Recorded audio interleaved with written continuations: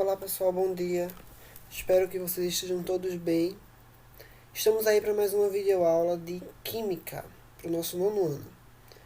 E a nossa aula de hoje ela vem intitulada aí como Classificação das Substâncias. Tá? Então, antes de a gente falar sobre os tipos de classificações que a gente vai ter para as substâncias, a gente precisa voltar um pouquinho no conteúdo anterior e lembrar o que são as substâncias. A gente sabe aí que matéria é tudo aquilo que tem massa e ocupa um lugar no espaço. Essa matéria é formada por átomos. Esses átomos, quando eles se agrupam, eles formam moléculas. E quando essas moléculas se agrupam, elas formam substâncias. Tá? Então, a gente poderia caracterizar a substância como o slide traz aqui. Uma porção limitada da matéria com propriedades bem definidas. Certo? E essas substâncias, elas podem ser classificadas inicialmente em dois grupos: substâncias compostas e substâncias simples. Qual é a diferença? O que é que eu enxergo aqui nessa imagem para diferenciar uma substância composta, nesse caso, desse lado aqui, e uma substância simples?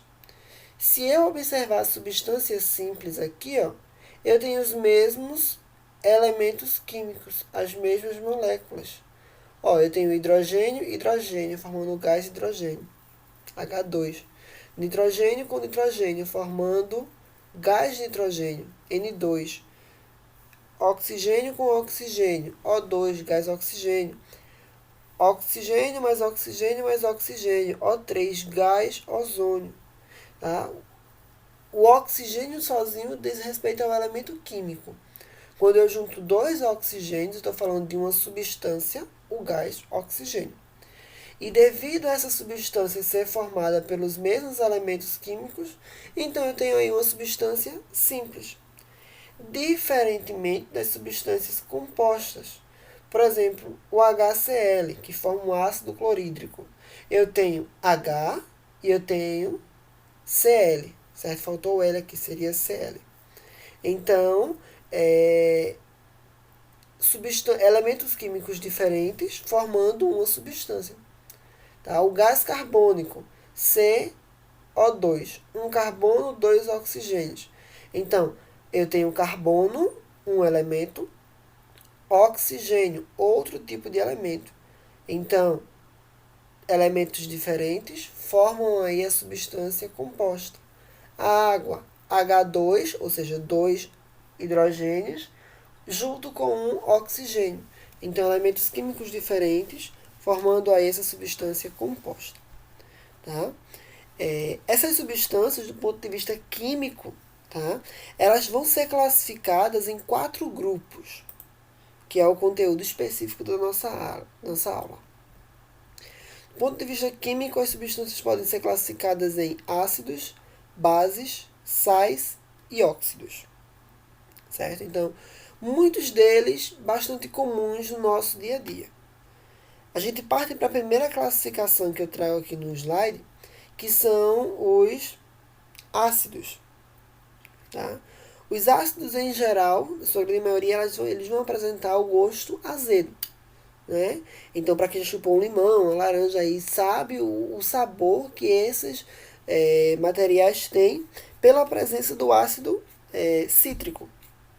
Tá? Só que eu não posso sair por aí provando todo material químico para saber se é ácido ou não através do gosto. Tá? Então, não teria uma resposta tão positiva aí para mim, porque alguns deles podem ser até prejudiciais. Tá? Então, para isso, esse carinha aqui, Arrhenius, certo?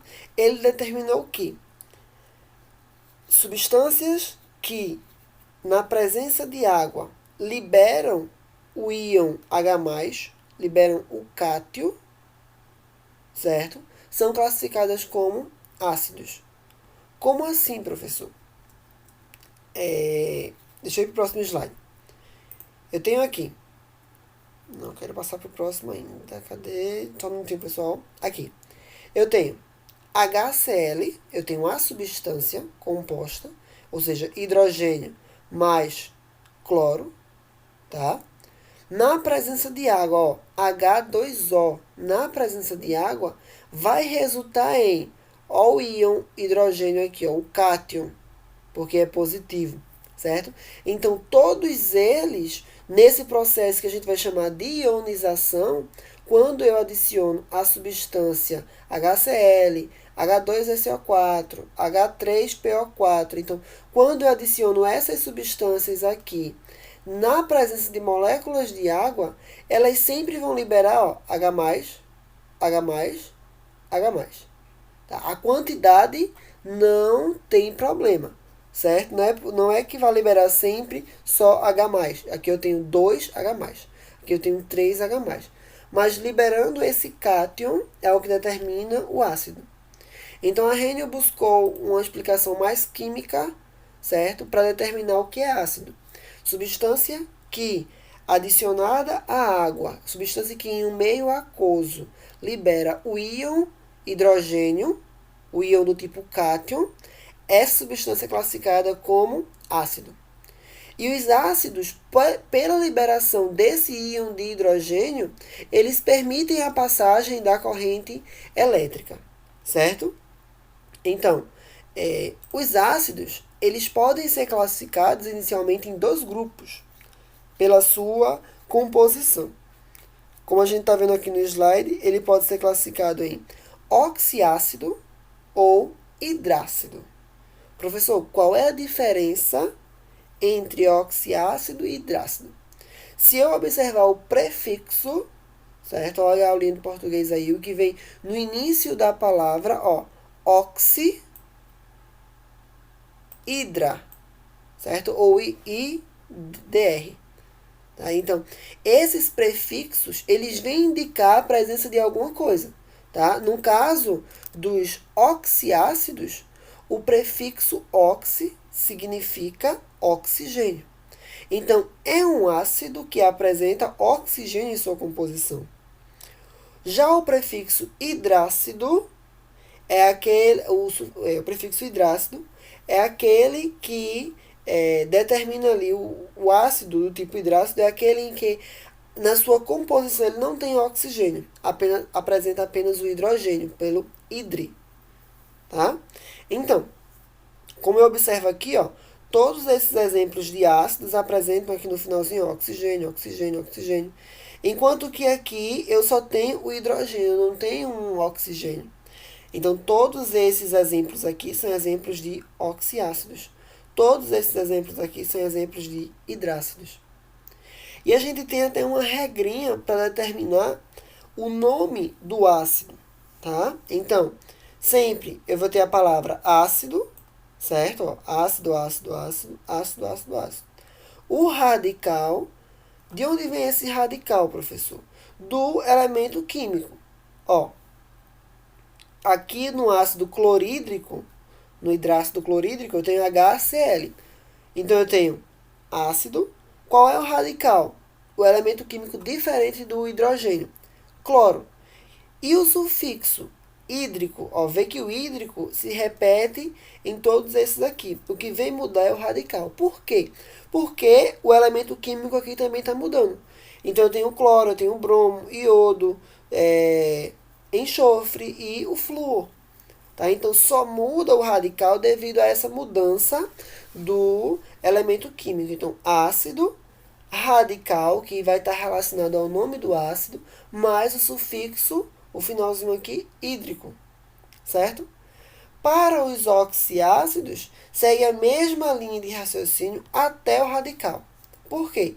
Vê, eu tenho ácido, eu tenho radical, mas o meu sufixo não vai ser mais hídrico.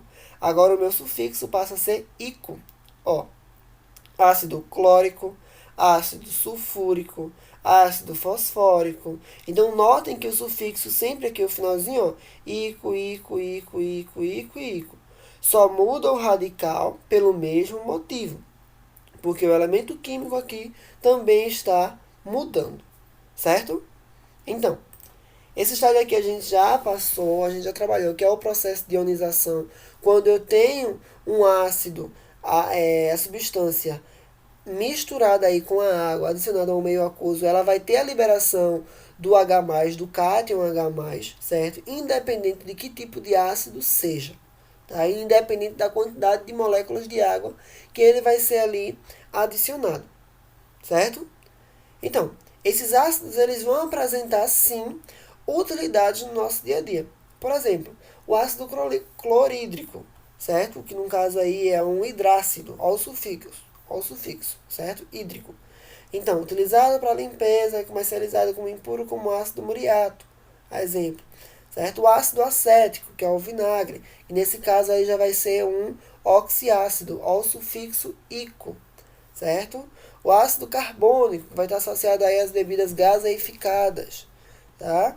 O ácido nítrico na produção aí de explosivos. Enfim, a gente tem uma utilização, certo? No nosso dia a dia desses ácidos, tá? E por que é ácido? Porque quando adicionada a um meio aquoso, ele vai ter a liberação de cátion H+, certo? E liberou esse íon, liberou esse cátion H+, vai ser possível a passagem da corrente elétrica ali, tá? Porque a carga resultante vai auxiliar na passagem da corrente elétrica, certo? Então, entendido os ácidos, a gente parte aí para o próximo grupo, para a próxima classificação, que são as bases. As bases, certo? Elas vão ter aí um sabor, a primeira característica é o sabor adstringente. Professor, o que é um sabor adstringente? Para a gente caracterizar, é um pouco complicado, porque foge do nosso campo de visão, digamos assim. Mas, não sei se vocês já chegaram, tiveram a oportunidade de comer uma banana meio assim, verde, que não estava totalmente madura. Não tem aquele sabor meio que trava a boca. Isso é um sabor adstringente.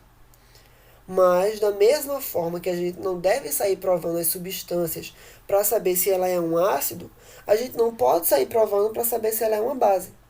Então, também a Arrhenius, ele propôs que as bases, quando adicionadas a um meio aquoso, elas vão ter a liberação de um íon, certo?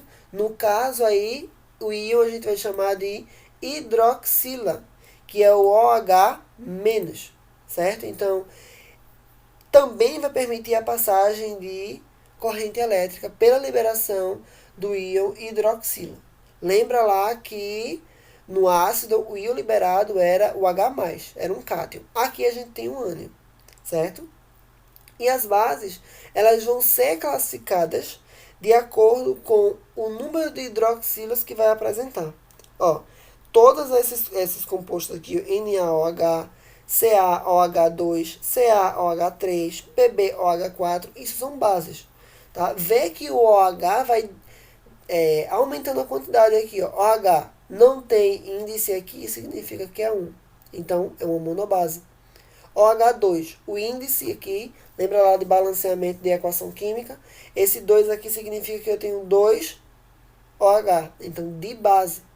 Tribase 3, tetrabase 4. Tá? Então, as bases são classificadas de acordo com com a quantidade de hidroxila que elas apresentam, certo? E também, assim como os ácidos, nós vamos encontrar uma utilidade para essas bases, tá? Então, por exemplo, o hidróxido de sódio. O hidróxido de sódio é utilizado na fabricação de sabão, certo? Hidróxido de alumínio, produtos farmacêuticos, auxiliando como antiácido. A Arrhenius também propôs, a gente vai ver isso na próxima função também, que são os sais, certo? Que o ácido, ele tem, a base, ela tem, por natureza, a capacidade de neutralizar o ácido, certo? Então, tô com azia. Quem em casa nunca teve um pai ou a mãe, até mesmo a gente mesmo com azia. E a mãe pega lá o hidróxido de alumínio, é um produtozinho farmacêutico que a gente toma. E aquele hidróxido de alumínio, depois ele vai aliviando aquele sensação de queimor que a gente tem. Por quê? O queimor, ele vem ser causado pelo ácido clorídrico do nosso estômago, certo? E o hidróxido de alumínio, ele é uma base. pela capacidade que as bases têm de neutralizar o ácido, certo? Vai nos dar a sensação de alívio daquele queimor, daquela acidez, certo? Então, os indicadores de ácido-base, é um conteúdo que o nosso livro também traz, eles são medidos, tá? A gente tem uma escala que a gente chama de escala de pH, tá? E o que seria esse pH, professor? É uma sigla para o potencial hidrogeniônico. E o que é potencial hidrogeniônico, professor? É a concentração, a quantidade de íons de H+, certo? Desse cátion, que a solução ela vai apresentar. Tá? Então, essa escala de pH vai determinar o quão ácido ou quão básico é a minha solução, certo? E o principal fator que a gente vai encontrar nessa escala de pH é a mudança de coloração, tá? Assim como na solução. Uma das formas de identificar uma reação química é a mudança de coloração. Tá? Então, soluções que apresentam a coloração mais avermelhada, elas vão ter o teor aí mais ácido. Assim como as que apresentam a coloração mais azulada vão ter o pH mais básico. Professor, essas cores elas são, como é que eu posso dizer, universais, são sempre essas cores? Não, tá? Mas a gente está falando aqui de intensidade, certo? Então, o quão mais escuro para essas colorações mais azuladas, a gente está falando aí de uma substância, de uma solução básica, tá? Então, a gente tem uma escala graduada de 0 a 14, certo? Onde de 0 a um 6,9 a gente tem substâncias ácidas, tá? O quão mais próximo de 0, mais ácida a substância vai ser. Enquanto que de 7,1 a 14 eu tenho substâncias básicas, tá? Soluções básicas. Assim como o quão mais próximo de 14 eu tiver no meu resultado, eu vou ter uma substância mais básica, certo? Então, e o 7 é a substância neutra, tá? Onde eu não tenho a quantidade, aí eu não tenho esse íon de hidrogênio no meio, certo? Então, a próxima função química são os sais, certo? Os sais são substâncias iônicas que, quando dissociados, quando separados, quando reagem, tá? Liberam exclusivamente, não exclusivamente, aliás, nem íon H+, e nem íon OH, tá? Então, não liberam o cátion, não liberam a hidroxila, ou seja, não formam nem um ácido, nem uma base, tá? Então, eu tenho aqui HCl mais OH. Percebam, HCl, ácido, tá? Um hidrácido especificamente. Olha o H aqui, ó. Mais NaOH. OH hidroxila. Apresentou hidroxila, é uma base. Então, eu tenho um ácido mais uma base, formando aí o NaCl mais água, tá? Então, vejam, eu tinha o íon aqui, eu podia ser liberado o íon H+, e podia ser liberado o íon OH-, mas, certo? Como a capacidade de neutralização, lembra lá que base neutraliza ácido, o ácido neutraliza base, a gente vai ter aqui como resultado dessa reação química nem a liberação do OH+, nem a liberação do OH. Simplesmente é a nova substância formada mais uma molécula de água, certo? O professor sempre vai liberar a molécula de água? Sim. Por quê? Eu vou ter aqui, ó, o íon, o hidrogênio que formaria um íon se dissociando, separando aqui do Cl, certo? Assim como o OH também vai separar do sódio. Então, eu vou ter H com H daqui, formaria o H2O. Então, sempre vai formar uma molécula de água, devido ao hidrogênio liberado do ácido com o OH liberado da base. Tá? Então, eu vou ter aqui o cloreto de sódio, o sal de cozinha, mais a água como resultado dessa reação química aí simples, tá? Entre um ácido e uma base. Então, por isso é chamado de sal, Tá? Então, outras reações aí vão ocorrer nessa mesma forma, tá? Ácido mais base, formando um sal e água, ok? E o último grupo de funções químicas são os óxidos, certo?